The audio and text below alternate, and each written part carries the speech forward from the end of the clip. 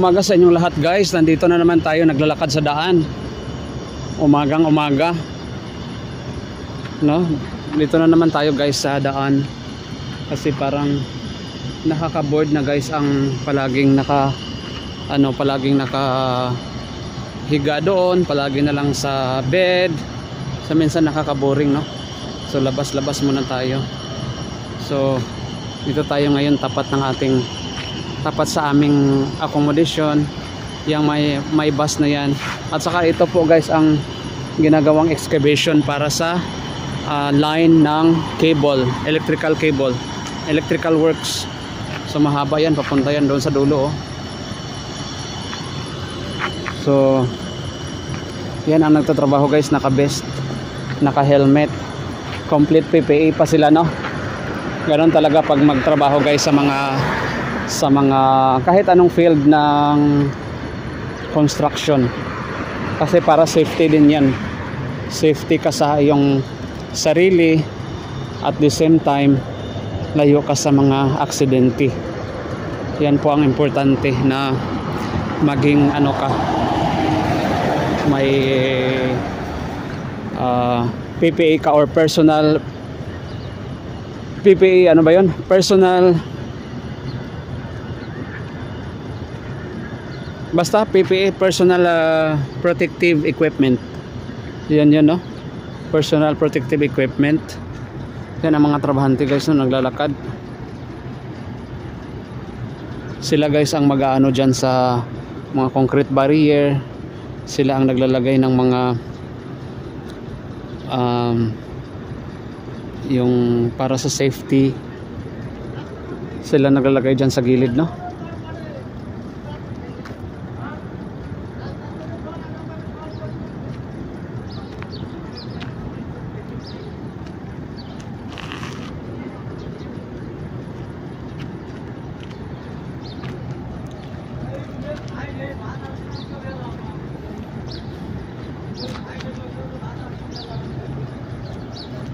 Yan po ang nakaupo dyan, mga yan, ng PPE.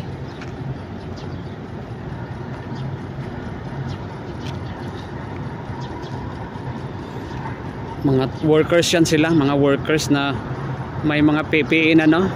Personal perspective equipment.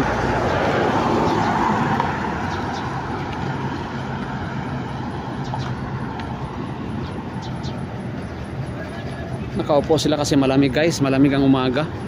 Malamig ang umagang kay lamig.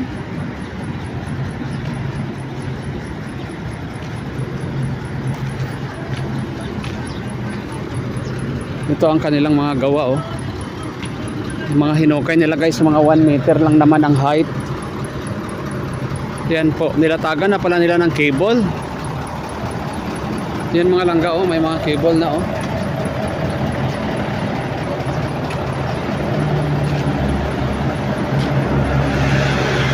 Diba may mga cable na.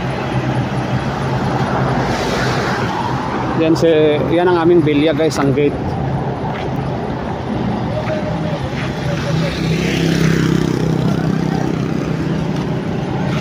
Yan guys, may mga cable dyan, oh. Tingnan nyo. Yan po guys, kaya nga naghahukay sila papunta yan doon ang cable, no?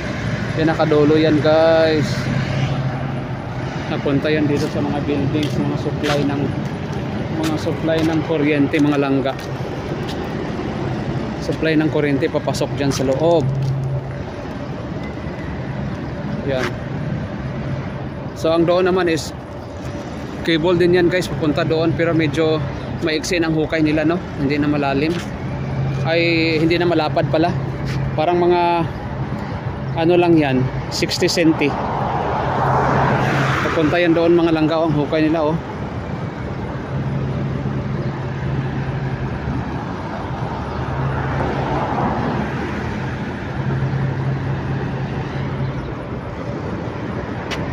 At saka mayroon doong bako sa bako ang naghuhukay niyan guys, no? Bako nandoon sa dulo, oh. Yan po ang maghukay niyan. Ito.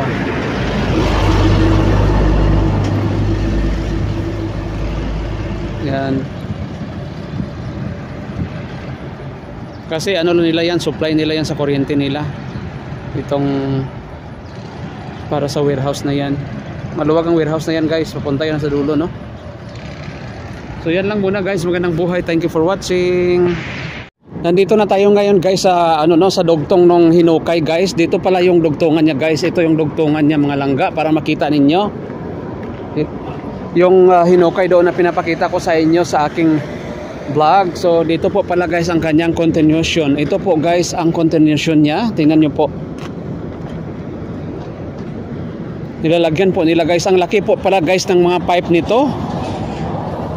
Yan ang laki Tingnan nyo guys, ang laki pala.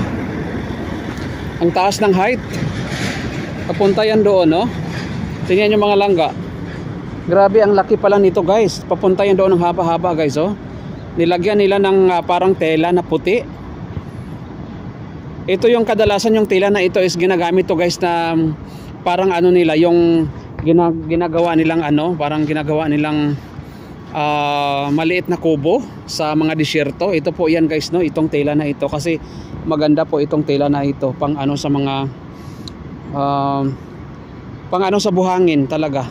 So ang lalaki pala nito, ang haba pala nito mga langga. Yun pala papunta yan doon, So kaso lang ito guys kasi ang mataas dito ang height kasi dito is mataas din ang lupa dito.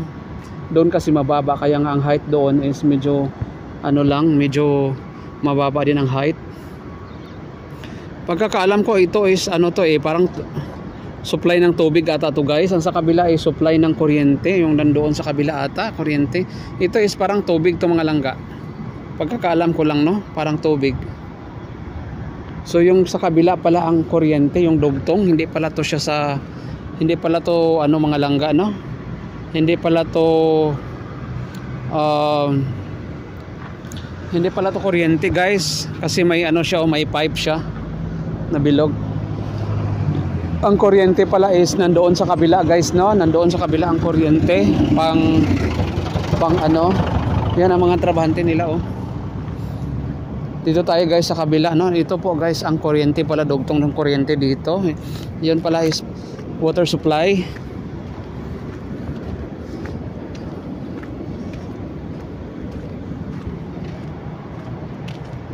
Ito pala guys ang dugtong niya. Ito yung sinasabi ko, kuryente to guys.